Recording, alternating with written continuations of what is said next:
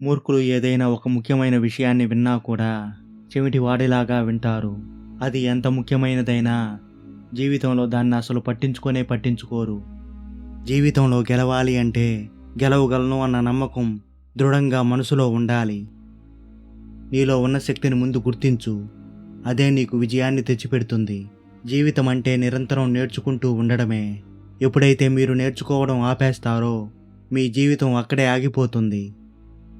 పరాజయం అనేది విజయానికి ముందు దశ మాత్రమే, అంతేకాని అదే ముగింపు కాదు.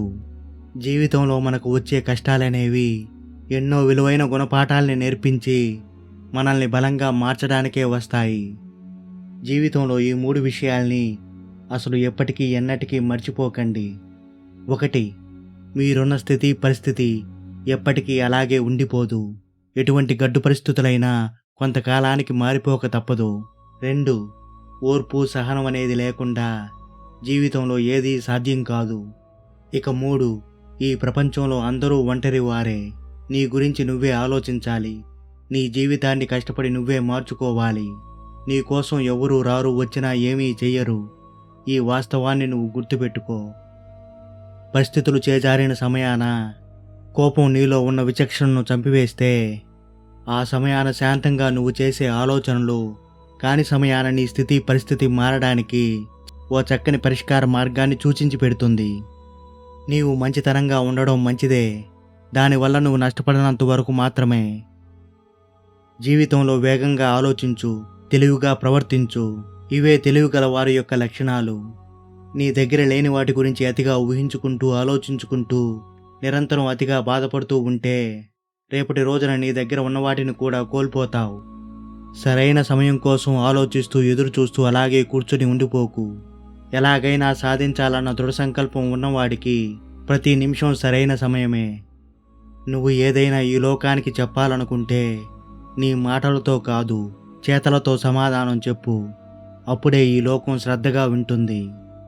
జీవితంలో మీకు ప్రశాంతత కావాలి అంటే మీకు అనవసరమైన వాటి జోలికి పోకుండా ఉండాలి. సామాన్యులు సైతం అసామాన్యమైన పనులు చేయగలరు. అది ఎప్పుడంటే తమని తాము బలంగా నమ్మినప్పుడు. ఒకరి బాధ, మరొకరి ఓటమి, ఇంకొకరి లోపం ఈ రోజున నీకు సంతోషాన్ని ఇస్తున్నాయి అంటే రేపటి రోజున నీకు అవే ఎదురవుతాయి. మీరు మానసికంగా చాలా బలంగా తయారవ్వాలనుకుంటున్నారా? అయితే కఠినమైన పనులు చేయడానికి ఎప్పుడూ ఎన్నడూ భయపడకండి. మీ నియంత్రణలో లేని వాటి గురించి అతిగా ఆలోచించకండి. బాధ్యతను తీసుకునేందుకు ఎప్పుడూ ఎన్నడూ కూడా వెనకడుగు వేయకండి.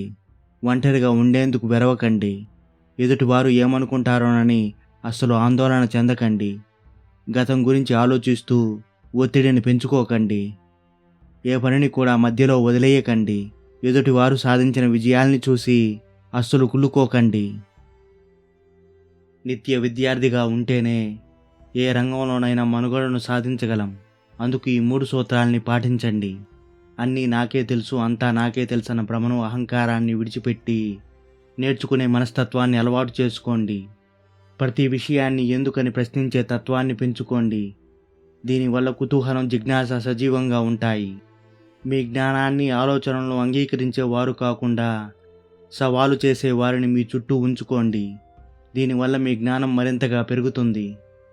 ప్రతినిత్యం ఎదుటివారి ఆలోచనలపైన ఆధారపడి జీవించే వ్యక్తి ఒక బానిస లాంటివాడు. అతనెప్పుడూ కూడా తన జీవితాన్ని పరిపూర్ణంగా జీవించలేడు. ఒక సమస్యను మనం బాగా అర్థం చేసుకుంటే మనకు అందులోనే చక్కని పరిష్కారం లభిస్తుంది.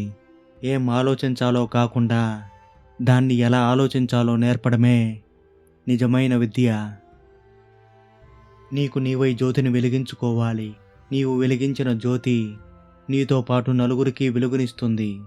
అంతేకాని నీ కోసం ఎవరో వస్తారని, వచ్చి నీ జీవితాన్ని ఉద్ధరించడానికి ఏదో చేస్తారని మాత్రం అస్సలు ఆశించుకు. ఎవరూ రారు, వచ్చినా ఏమీ చెయ్యరన్న వాస్తవాన్ని గ్రహించు. మిమ్మల్ని మీరు అర్థం చేసుకోవడం అనేది ఎదుటి వారి నుంచి అస్సలు నేర్చుకోలేరు.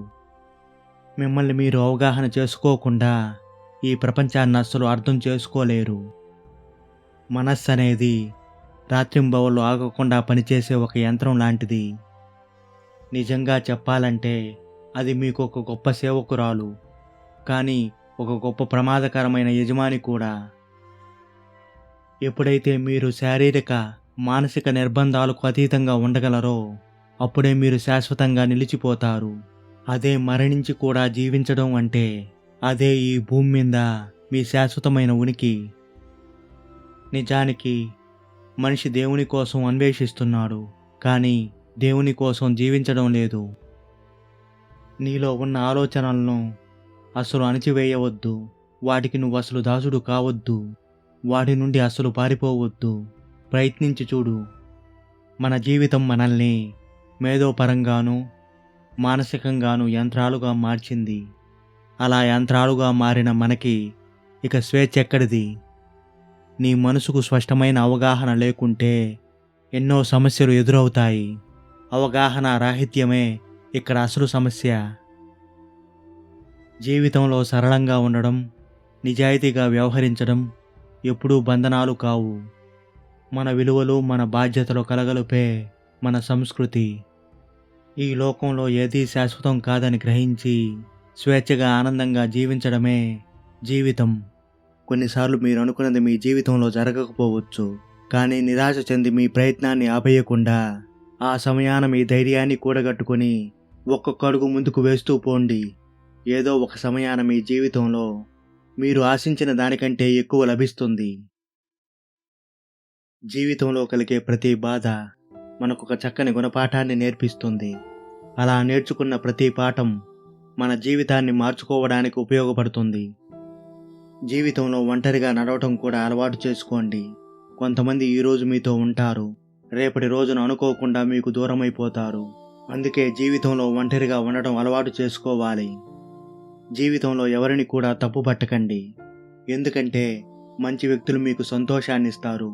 చెడు వ్యక్తులు మీ జీవితానికి పనికి వచ్చే ఎన్నో పాఠాల్ని, గుణపాఠాల్ని నేర్పిస్తారు. ఇంకొంతమంది జీవితానికి సరిపడా జ్ఞాపకాల్ని మిగిల్చి వెళ్ళిపోతారు. జీవితం సాఫీగా సాగాలంటే ఇవన్నీ జీవితానికి అవసరం. జీవితంలో అత్యంత శక్తివంతమైన విషయం ఏమిటంటే జీవితంలో మనకు వచ్చే ఎలాంటి పరిస్థితినైనా చక్కదిద్దగల సామర్థ్యం మన ఆలోచనలకు ఉంది. అందుకే జీవితం క్లిష్ట పరిస్థితుల్లో ఉన్నప్పుడు ఆ సమయాన ఏమాత్రం తొందరపడకుండా ఉన్నతంగా ఆలోచించాలి. ప్రతికూలమైన వ్యక్తులను మీ జీవితం నుంచి దూరంగా ఉంచండి. ప్రతికూలమైన ఆలోచనలను మానుకోండి. గడిచిపోయిన గతాన్ని మరిచిపోండి. మీరు చేసిన తప్పుల్ని అంగీకరించండి. ఏది ఏమైనా సరే మీ ప్రయత్నాన్ని మాత్రం అసలు విడిచిపెట్టకండి. ఎన్నిసార్లు ఓడిపోయినా వాటినన్నిటినీ మర్చిపోయి తిరిగి మళ్ళీ జీవితాన్ని రీస్టార్ట్ చేయండి. దేవుణ్ణి ఎప్పుడు కొండంత బలం ఇవ్వమని అడగకండి. ఆ కొండను సైతం ఢీకొట్టగలను అనుకున్న పొట్టేలుకున్న ధైర్యాన్ని ఇవ్వమని అడగండి. అసలు సమస్యలే లేని జీవితాన్ని ఇవ్వమని కోరకండి. ఎటువంటి సమస్యనైనా సులభంగా పరిష్కరించగలిగే ఓర్పును, నేర్పును, ధైర్యాన్ని, తెలివితేటల్ని ప్రసాదించమని కోరుకోండి. ఆయురారోగ్యాలు, భోగభాగ్యాలు ఇవ్వమని అడగకండి. అనారోగ్యంలో కటిక బీద పరిస్థితుల్లో ఉన్నప్పటికీ అసలు ఏమాత్రం చెలించని ఆత్మవిశ్వాసాన్ని ఇవ్వమని అడగండి. అదృష్టం, దురదృష్టం అనేవి ఏమీ లేవు. అంతా నీలోనే ఉంది. ప్రతిదీ నీ ఆలోచన విధానంపైనే ఆధారపడి ఉంటుంది. మీ మనసు ఏమాత్రం బాగోలేనప్పుడు, మీరు చేస్తున్న పని మీకు చిరాకు తెప్పిస్తున్నప్పుడు, మీరు చేస్తున్న పనిని కాస్త ఆపండి. కాస్తంత విరామం తీసుకొని కొద్ది రోజులు మీరు వెళ్ళాలనుకునే ప్రదేశానికి వెళ్ళిరండి. అక్కడ సరదాగా గడపండి. మళ్ళీ తిరిగి వచ్చి మీ పనిని ప్రారంభించండి. అప్పుడు అన్నీ వాటంతటవే సర్దుకుంటాయి. ఈ లోకం ఎంతో అందమైనది. ఇక్కడ మనం ఆనందం పొందడానికి ఎన్నో మార్గాలు ఉన్నాయి. వాటన్నిటినీ వదిలిపెట్టి ఎప్పుడూ బాధపడుతూ కూర్చుంటే ఏమాత్రం ప్రయోజనం ఉండదు. అందుకే నీకు నీ జీవితంలో పనికిరాని విషయాలను ఇప్పుడే వదిలిపెట్టేసి నీకు సంతోషాన్ని కలిగించే మార్గాలను అన్వేషించు. ఉన్న స్థితి నుండి ఉన్నత స్థితికి ఎదిగే అవకాశం జీవితంలో చాలామందికి ఉంటుంది. కానీ అటువంటి అవకాశాన్ని ఏమాత్రం గుర్తించక తమ నిర్లక్ష్యంతో జీవితాన్ని వ్యర్థం చేసుకుంటూ ఉంటారు.